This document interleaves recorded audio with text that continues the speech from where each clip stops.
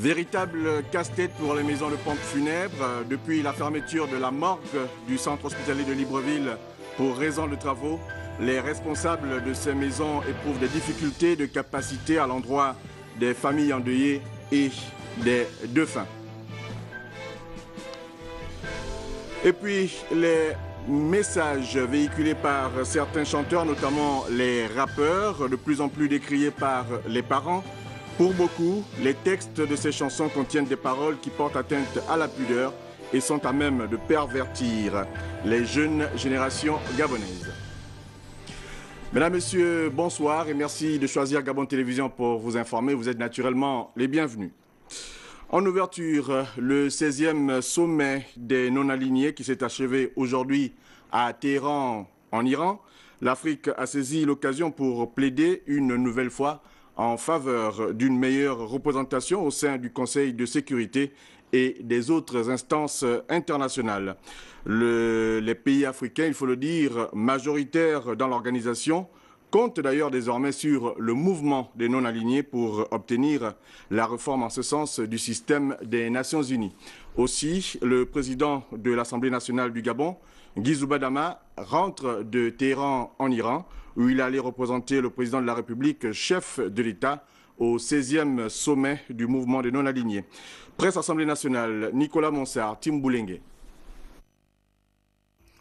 Le président de l'Assemblée nationale, M. Ginzouba Ndama, aussitôt arrivé en terre iranienne, a réitéré la compassion du président Ali Bongo Ondimba, des autorités et du peuple gabonais suite au tremblement de terre survenu en Iran il y a quelques jours et qui a occasionné de nombreuses pertes en vie humaine. L'entrevue avec le ministre iranien de la Justice, en présence du ministre délégué auprès du ministre des Affaires étrangères, Dominique Guy-Noël Nguyen, et de Mme Marianne Bibalou, ambassadeur représentant permanent adjoint du Gabon auprès des Nations Unies, a constitué un prélude au 16e sommet des non-alignés de Téhéran. Le président de l'Assemblée nationale, M. Ginzouba Ndama, et les experts gabonais à ce sommet devaient plancher sur le thème paix durable à travers une gouvernance mondiale. Un thème en phase avec les principes et les objectifs du MNA de 1961. C'était à Belgrade, capitale de l'ancienne Yougoslavie. À cette date, les pères fondateurs, parmi lesquels l'Égyptien Nasser et le Ghanéen Nkrumah, se sont retrouvés après la conférence de Bandung pour affirmer les principes de souveraineté, d'autodétermination, d'intégrité territoriale des États, de respect de chaque culture et des droits de l'homme, y compris le droit à la paix et au développement. En dépêchant le président de l'Assemblée nationale, M. Ginzouba Ndama, au sommet de Téhéran, le président Ali Bongo Ondimba a voulu réaffirmer l'engagement du Gabon à contribuer à l'effort collectif pour la réalisation d'une paix durable, tant à l'échelle régionale qu'au niveau international, au travers d'une gouvernance mondiale commune. La tribune du sommet de Téhéran aura également permis de rappeler que le Gabon, au cours de ses 3 mandats successifs au Conseil de sécurité des Nations Unies, en qualité de membre non permanent, a assumé pleinement ses responsabilités et apporté sa contribution à la recherche d'un monde qui puisse envisager l'avenir en confiance dans la paix et la sécurité. Le Gabon est membre du mouvement des non-alignés depuis sa première participation à la conférence d'Alger. C'était en août 1973. On parle également de ce tête-à-tête entre le président de l'Assemblée nationale et son homologue centrafricain. C'était à la faveur d'une escale que le président de l'Assemblée nationale du Gabon a effectuée en République centrafricaine. Nous allons donc avoir les détails de cette actualité avec Nicolas Monsard. En route pour Téhéran, en République islamique d'Iran, où il a représenté le président de la République, Ali Bongo Ondimba, au 16e sommet des non-alignés, le président de l'Assemblée nationale, M. Ginzouba Ndama, à la tête d'une délégation comprenant le ministre délégué auprès du ministre des Affaires étrangères, Dominique Guy-Noël Nguyen, a fait une escale le mercredi 29 août à l'aéroport de Bangui, où il a été reçu par son homologue, M. Célestin Leroy Gaoumbali, président de l'Assemblée nationale de Centrafrique. Centrafrique. Cette escale a permis aux deux personnalités d'échanger sur les questions de coopération bilatérale et d'actualité internationale et surtout d'évoquer l'état des relations entre les parlements gabonais et centrafricains. Nous appartenons donc au même espace économique. Au niveau des exécutifs, si les relations se sont développées d'année en année, je dois déplorer qu'au niveau de parlementaires, nous n'ayons pas les contacts nécessaires qui nous permettent également de pouvoir consolider ces relations d'État-État et de permettre des contacts au niveau parlementaire, donc au niveau des représentants du peuple. Pour le président de l'Assemblée nationale, M. Guinzouba Ndama, qui milite pour une diplomatie parlementaire dynamique, il a souhaité voir cette coopération entre les deux assemblées nationales se renforcer. L'actualité, c'est également en Angola où l'on a voté aujourd'hui pour la troisième fois depuis l'indépendance de ce pays en 1975. Cette fois-ci pour des élections générales qui donneront donc au final un président. Depuis la modification de la Constitution en 2010, il faut le dire, les élections présidentielles et législatives ont été remplacées par des élections générales à l'issue desquelles le chef du parti vainqueur devient automatiquement président de la République. Les bureaux de vote ont fermé cet après-midi à 17 h. Pas d'incident signalé à cette occasion pendant le vote. Le président sortant, Dos Santos, devrait être reconduit au terme donc du processus. Il faut dire que les premiers résultats partiels seront attendus pour demain. Nous vous l'annoncions en titre, casse-tête pour les maisons de pompes funèbres à Libreville.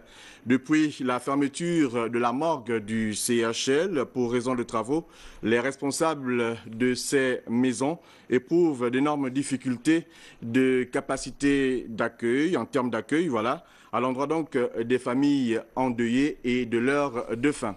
Nous allons voir tout cela avec Jerry Bougou Bivigou, John Michel Boudéan, John Joseph Biogué et Victor Mundunga. Le repos éternel, on veut tous l'avoir. Mais il est rare de nos jours de trouver facilement une maison de pompe funèbre après la perte d'un être. Pour une ville estimée à plus de 600 000 habitants, on ne dénombre que 3 maisons pour accueillir les personnes décédées. D'où la question, les morgues sont-elles saturées?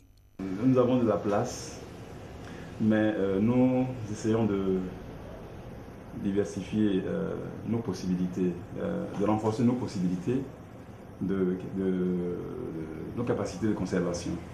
Donc aujourd'hui, nous ne parlerons pas de saturation, non, et je le confirme. Nous travaillons avec le parquet de Libreville.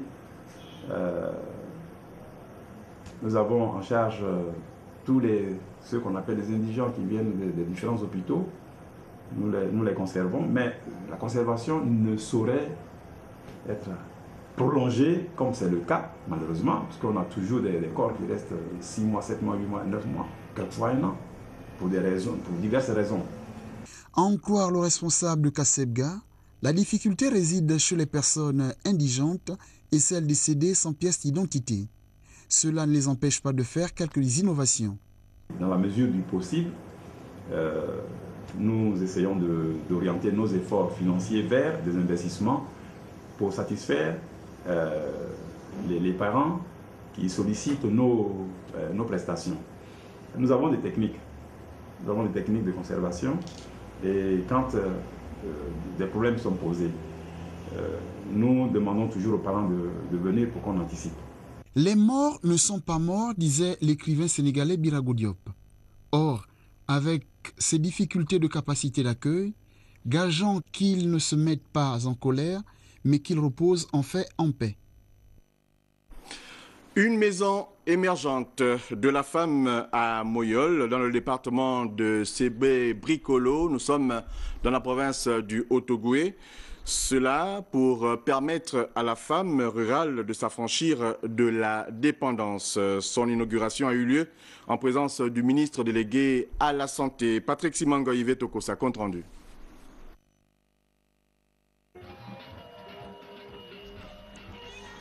C'est à environ 40 km de Konja, au village Moyol, où a été construite la maison émergente de la femme de Moyol.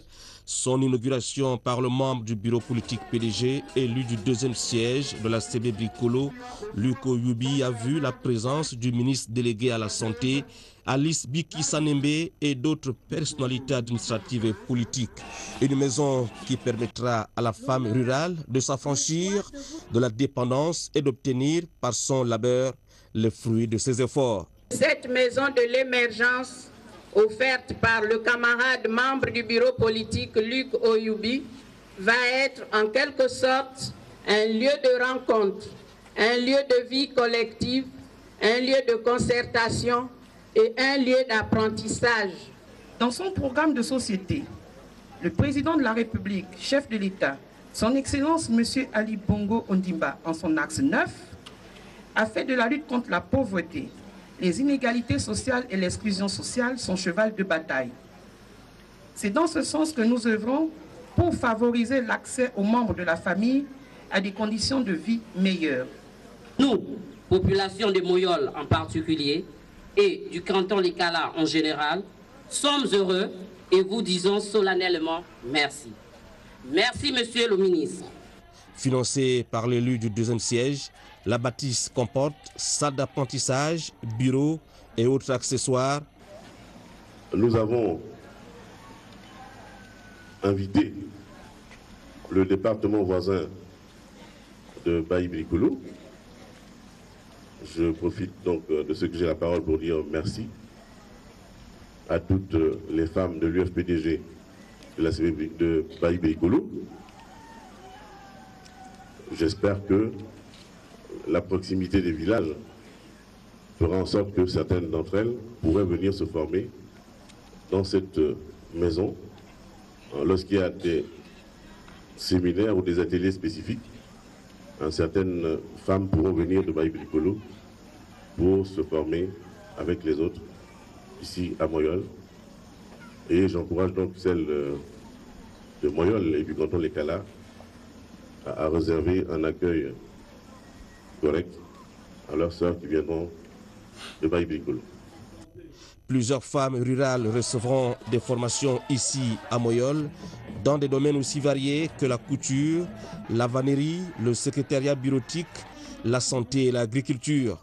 La maison de la femme émergente de Moyol est une réponse à l'exode rural et surtout s'inscrit dans la logique du partage prôné par le chef de l'État.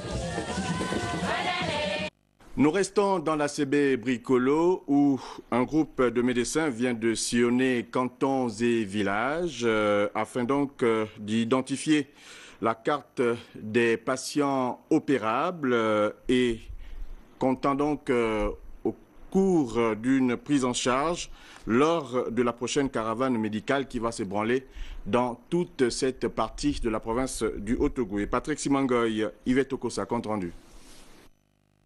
La santé a bel et bien été inscrite au menu de la tournée des élus de la CB Bricolo, conscient que la politique se fait avec des hommes, des femmes et enfants en bonne santé. Paul Tungui et Luc Oyubi ont mis à la disposition des populations une équipe de médecins qui ont procédé à des consultations dans les villages visités.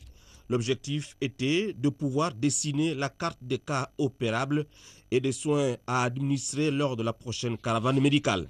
En tout, on a eu 14 cas de chirurgie, 8 cas d'ophtalmo, 18 cas de pédiatrie. Les personnes âgées qui ne peuvent plus se rendre au champ et évacuer aux occupations champêtres. On a eu des cas d'hypertension. Les cas d'hypertension, on a en tout 11. Et parmi ceux-ci, il y a ceux qui sont suivis, qui ont un traitement qu'ils prennent depuis un certain temps. Ils sont suivis par des cardiologues qui leur ont donné des traitements qui sont le plus souvent des traitements à vie. La délégation a poursuivi son périple par la visite du centre médical de Konja en vue de l'évaluation des besoins en matériel et des constats sur l'état technique de cette structure qui a bel et bien besoin d'un souffle nouveau. En bon relais des pouvoirs publics, Mme Lucette Oyubi a apporté sa modeste participation à la suivi de la structure par une opération d'assainissement et un appui en matériel. Le centre médical de Konja est vieux de plusieurs années. Une cure de jouvence s'impose à tous les niveaux. Le rejet des dossiers de mise en stage des agents du ministère de la Santé ayant sollicité un stage sur le plan national et international et la prise en charge des agents assurés CNAMGS. Les sujets ont été évoqués au cours d'un point de presse animé par le secrétaire général du syndicat national des personnels de santé. Il est au micro de Patrick Nzengi et Serge Nzengi Mabila. Au centre de ce point de presse du bureau exécutif du syndicat national des personnels de santé, la question relative sur la non-prise en compte de toutes les catégories confondues des dossiers des agents ayant sollicité le stage. L'absence d'une réelle politique de formation et d'un plan de développement en ressources humaines au ministère de la Santé laisse entrevoir un pilotage à vue, paradoxalement avec le développement exponentiel des structures de soins que dispose notre pays.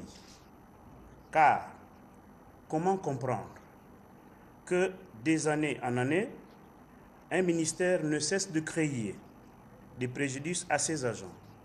Après la formation à 2 vitesses de l'ENAS, aujourd'hui, c'est plus de 3800 agents qui sont en rade depuis 10 ans, et ce malgré leur bonne volonté de se former et aussi d'aspirer à un mieux-être, sans oublier le facteur d'âge qui demain constituera un autre élément de blocage. Nous en voulons pour preuve l'annonce du concours de l'INFAS pour l'année académique 2012-2013 qui n'a fait l'objet d'aucune concertation, ce malgré le cahier de charges irrélatif déposé par le SYNAPS et mieux, aucune conclusion de notre séance de travail avec le conseiller du ministre sur sa recommandation n'a été prise en compte.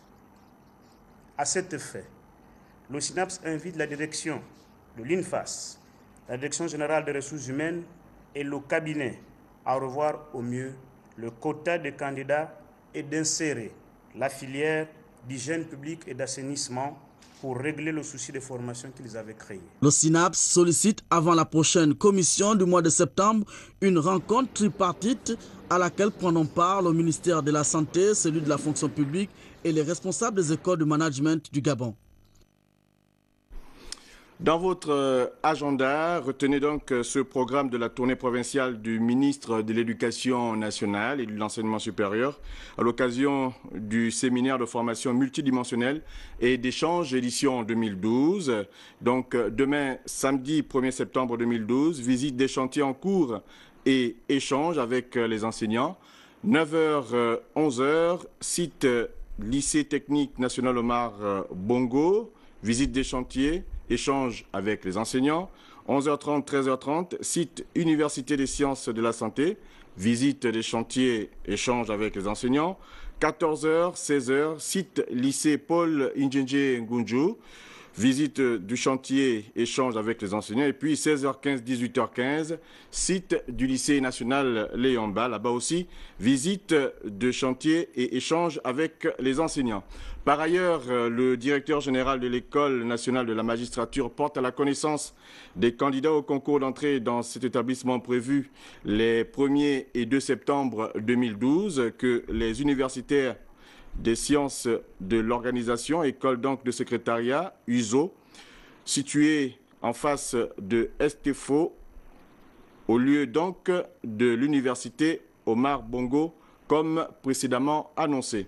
Nous reprenons donc cette information très importante. Le directeur général de l'École nationale de la magistrature porte à la connaissance des candidats au concours d'entrée dans cet établissement prévu du 1er au 2 septembre 2012 que les épreuves écrites d'admissibilité se dérouleront à l'Institut universitaire des sciences de l'organisation situé en face du carrefour Estefo au lieu de l'université Omar Bongo comme précédemment annoncé. On parle de cette tombée de rideau sur l'atelier national pour la gouvernance des produits chimiques. Après 2 jours de travaux, les experts ont formulé des recommandations parmi lesquelles la création d'un centre national anti-poison fonctionnel et opérationnel.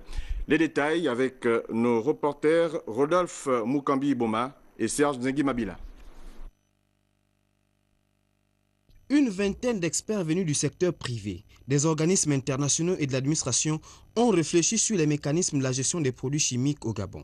Pendant 48 heures, les participants ont travaillé en plénière pour mettre en place des recommandations à l'endroit des autorités gabonaises. D'abord sur le plan organisationnel.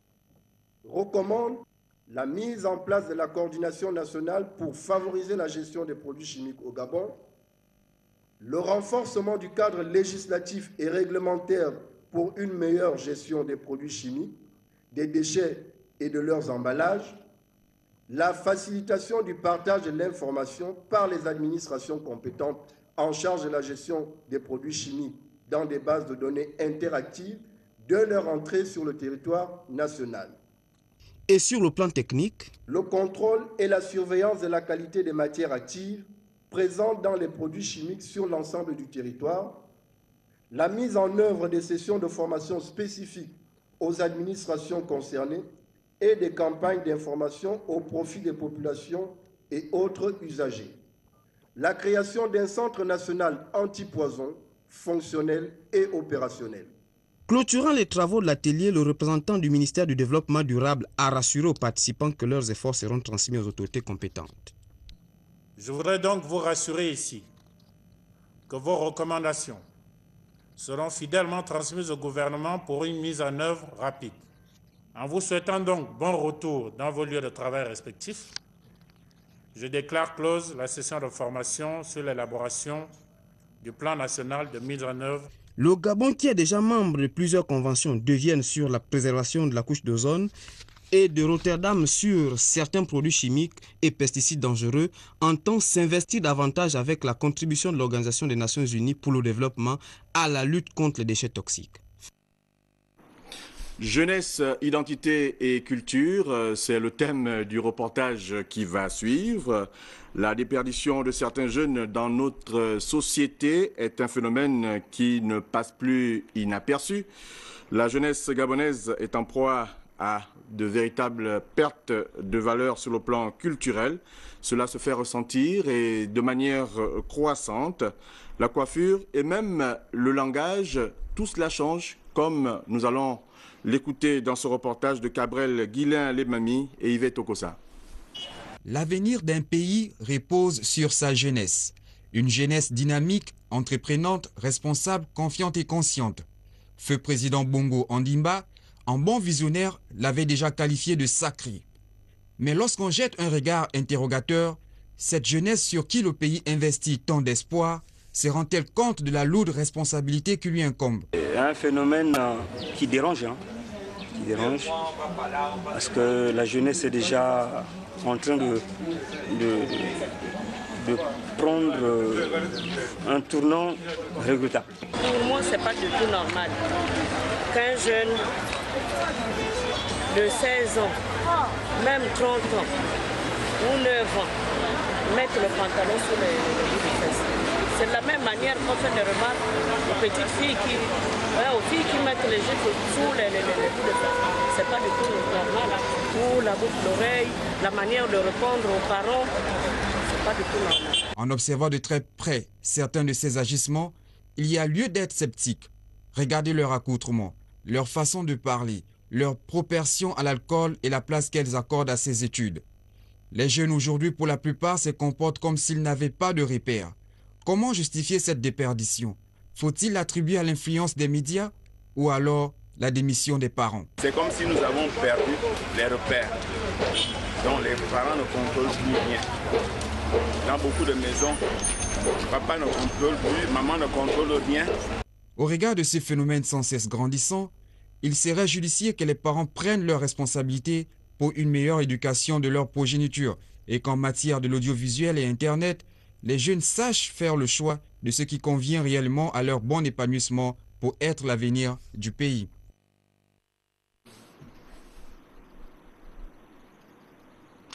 Nous restons dans le même registre pour parler des messages véhiculés par certains chanteurs, notamment les rappeurs, qui sont de plus en plus décriés par les parents. Pour beaucoup, les titres de ces chansons contiennent des paroles qui portent atteinte à la pudeur et sont à même de pervertir notre jeunesse. Nous allons voir tout cela avec Wivine Ovandang et Yvette Okosa. Les messages véhiculés à l'endroit de la jeunesse gabonaise par leurs idoles de la musique. La musique et par ricochet, les thèmes qu'on y aborde sont un pan de la culture d'une nation et reflètent par conséquent les réalités de celle-ci.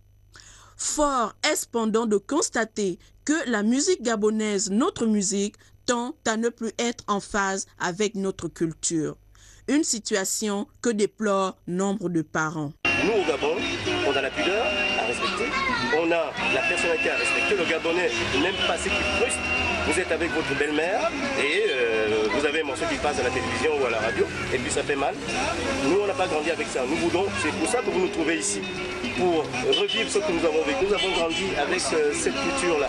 On sait que si quelqu'un peut parler du sexe, c'est de manière voilée. Suite à ce constat, l'on est à même de penser qu'il n'existe au sein de la communauté d'artistes musiciens aucun comité d'éthique et de déontologie chargé de la censure. Quand il y aura un bureau de droit d'auteur, parce que quand on va mettre le bureau en place, qui viendra avec sa chanson pour se faire enregistrer, il y aura un comité qui sera là pour auditionner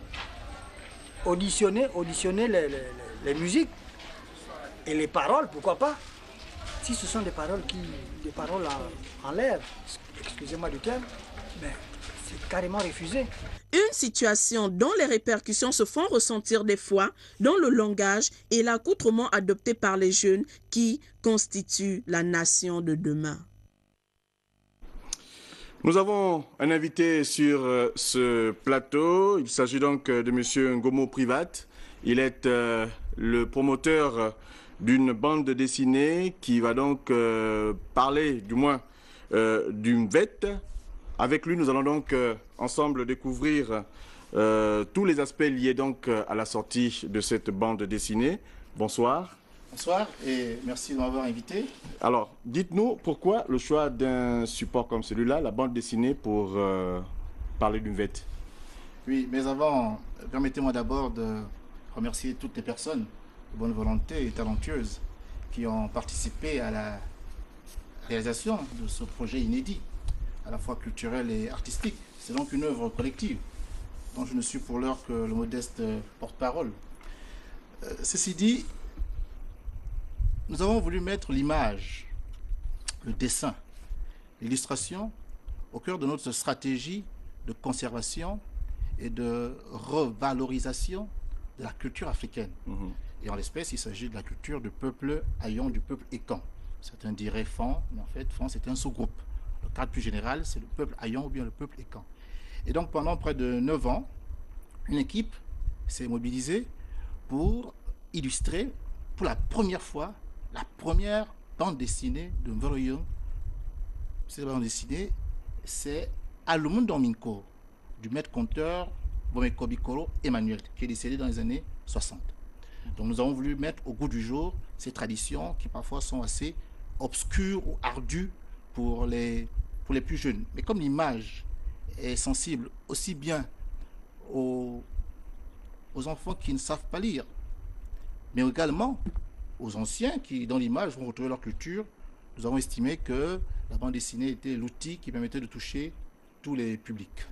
Alors, par rapport au reportage que nous venons de suivre à l'instant sur la déperdition des jeunes, le changement donc au niveau de l'identification culturelle, est-ce que on peut dire qu'à travers cette bande dessinée, on peut retrouver certaines valeurs qui pourraient justement être des modèles pour cette jeunesse?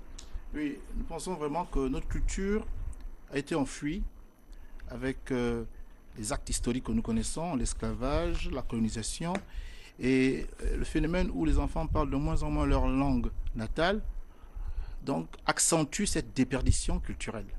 Donc lorsque nous remettons un peu au goût du jour ces différentes valeurs, lorsque nous les sortons de l'oubli, nous les présentons sous des formes relativement attirantes, nous pensons que les jeunes peuvent s'intéresser. Et s'ils s'intéressent au dessin, s'ils s'intéressent à la culture, peut-être vont-ils s'intéresser aux valeurs qui sont prônées. Car dans un monde aujourd'hui planétarisé, où Internet joue un rôle important, il est, à mon sens, capital que nous aussi, nous puissions présenter notre culture tant sur Internet que sur des supports comme celui-là qui est présenté au public gabonais aujourd'hui. Vous avez foi en ce support, le livre, quand on sait qu'aujourd'hui, beaucoup ne s'adonnent plus à la lecture? Écoutez, l'avenir, c'est sur le numérique. Hein? Donc, les Africains risquent de passer très vite de l'oralité au numérique. Et donc, le livre ne sera pas toujours l'élément qu'ils auront le plus pratiqué. Mais, pour l'heure, je crois que c'est une opportunité. Dans l'instant où on produit des livres, il est important que les jeunes comprennent que dans ces livres, ils ont la possibilité d'accéder à des informations capitales pour leur construction, même intellectuelle, et pour leur édification personnelle. Alors, M. Ngomo, demain, une dédicace est prévue à l'occasion donc de la sortie de cette bande dessinée. Quels seront les temps forts et comment cela va-t-il se passer? Alors, la bande dessinée a été publiée à Paris, on va dire le 21 janvier 2012 de cette année, hein, donc en début d'année. Ensuite, nous avons eu l'occasion de faire une dédicace à la librairie du musée Quai Branly à Paris. Et c'est bien passé. Et elle intégrait simplement dans ce processus la sortie officielle de la bande dessinée à Lom-Domingo en France. Pour le Gabon, nous disons au public qui ne plus attendait cela que la bande dessinée à Lom-Domingo est désormais disponible dans les points de vente à Libreville, soit ceux de Soga Presse, soit ceux de la Maison de la Presse. Mais pour marquer cette sortie officielle, nous avons, avec M. Roland Doval, le patron de la Maison de la Presse, décidé de faire une dédicace qui se fera justement à la Maison de la Presse, au quartier Glace, en face du méridien Rendamba. La dédicace commencera à 9h et se terminera donc aux alentours de 15h, 18h. Et bien entendu, tous ceux qui viendront auront la possibilité, après avoir acheté la bande dessinée, d'avoir un autographe ou une dédicace, soit de moi, soit du dessinateur qui sera là. Le dessinateur, c'est Max Obiangema. C'est lui qui a illustré cette charmante et belle bande dessinée à Lom-Domingo. Qui coûte combien? Alors, on aurait voulu que le prix soit moins élevé, mais cela aurait supposé alors que la bande dessinée eût été produite à Libreville. Elle a été produite en France, donc si on intègre les taxes de transport, de douane et la marge donc du libraire, elle va nous coûter exactement 13 725, donc disons 14 000. En France, elle coûte 15 €, c'est-à-dire 9 840. Oui, c'est donné. Quand on regarde le travail accompli dans cette œuvre, dans tous les cas, nous vous souhaitons bonne chance pour la promotion de cette œuvre. Dans tous les cas également, nous vous accompagnerons demain et nous serons là. Peut-être des dernières informations sur les conditions d'accès, qui est attendu particulièrement? Non. Tout le public gabonais est entendu, celui qui aime l'art, celui qui aime la culture, celui qui aime la bande dessinée et l'image, aussi bien les jeunes enfants que les personnes moins jeunes. Tout le monde est entendu, venez nombreux et essayez d'acheter votre bande dessinée, je l'espère. Demain 9h. Demain 9h, à la Maison de la Presse, au quartier Glace, en face de l'hôtel Rendamba. Merci bien et bonne continuation. Nous allons aborder la page politique avec ce seul élément concernant donc l'élu du 3e siège du département de Mulundu, Romain Philippe Mikanga Semba, qui vient donc de communier avec les populations de sa circonscription électorale à la faveur de sa tournée de compte rendu de session parlementaire. Nous allons donc voir tout cela avec Paulin Siaki et Christian Nzembo. 10 étapes ont constitué cette randonnée politique du représentant des populations du 3e siège du département de Mulundu à l'hémicycle du palais Léombert Romain Philippe Mikwanga Semba. De Lolo Village, Bunji, en passant par Rungassa, Mibambo, Nzela et Malende, l'hôte des populations du canton Ogooué-Aval a fait le point des travaux de la deuxième chambre du Parlement gabonais, édition 2012. Avec en prime la loi relative à l'introduction de la biométrie dans notre système électoral, la protection de la veuve et l'orphelin et le fonds d'entretien routier. J'ai expliqué à la population la loi sur la biométrie. J'ai dit à la population que les prochaines élections seront basées sur la liste biométrique. Outre les explications relatives au projet de texte adopté au Palais Léomba, l'élu PDG au 3e siège du département de Mulundu a demandé aux jeunes de sa contrée de se faire former, car elle est la relève de demain. Il est temps que les jeunes puissent... vous savez, quand le pays est enchanté, il y a de l'emploi. Je demandais aux jeunes qui ne sont pas qualifiés, je demandais aux jeunes d'avoir une formation. Je dis aux jeunes d'aller se former parce que vous savez qu'un jeune formé est un jeune utile. Au cours de ce périple, Romain Philippe Mikwanga Semba était accompagné des hiérarques du Parti démocratique gabonais de cette partie sud-est du Gabon. Une note de sport avant de nous dire au revoir. Face au refus de Samuel Eto'o de jouer pour l'équipe nationale du Cameroun, après donc sa suspension, les avis sont divers et partagés au sein des Lions Indomptables. Le cas de Jean de Makoun, l'international camerounais, qui tranche avec la FECAFOOT, qui s'exprime en ces termes d'ailleurs. Ma pensée est simple. Quand vous avez un mec comme Samuel Eto'o fils, vous pouvez le sanctionner autrement que par des matchs de suspension. On a besoin d'un mec comme Samuel Eto'o fils, que ce soit en équipe nationale ou en club. Il n'est plus un gamin. S'il refuse de revenir, c'est qu'il s'agit bien d'une décision réfléchie de sa part. Et il n'y a que lui qui peut s'expliquer sur la question. Et parlant justement de Samuel Eto'o fils, vous le savez certainement, rappel, il est donc en tête du top 10 des joueurs les mieux payés au monde. Sachez que le Camerounais a pris la première place du classement avec des émoluments d'environ 20 millions d'euros. Oui, 20 millions d'euros annuels. C'est un peu plus de 13 milliards de francs CFA. Et puis, retenez également que le Ballon d'Or 2008 a demandé à son agent, Jorge Mendes, de renégocier son contrat avec le club madrilène au cas où celui-ci voudrait bénéficier de ses services. Et puisqu'on parle du Real de Madrid, on parle également du foot espagnol avec la Supercoupe Real-Barça qui s'est donc achevée sur le score de 2-1 mercredi dernier. Le Real de Madrid remporte donc la Supercoupe d'Espagne au terme d'un match abouti. Higuaín, 11e minute, et Ronaldo, 18e, ont symbolisé un Real conquérant en première période pour cet exploit. Le but du Messi, comme on l'appelle désormais, sur coup franc, 45e minute, n'aura qu'entretenu l'illusion. Rappelons qu'au match aller, le Barça l'avait emporté sur un score de 3-2 face au Real.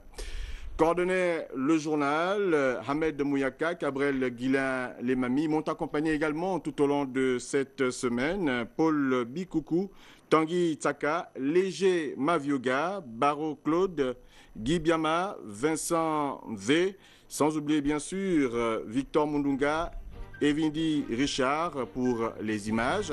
Et puis l'assistant réalisateur Emmanuel Bécuy, sans oublier bien sûr José Abaga pour l'éclairage. Toute cette équipe était dirigée par Don Philippe Mba. Demain, retrouvez Rodrigue Kessamwanga lorsqu'il sera à 20h. Moi je vous dis bonne fin de soirée, bon week-end et à très bientôt sur Gabon Télévision.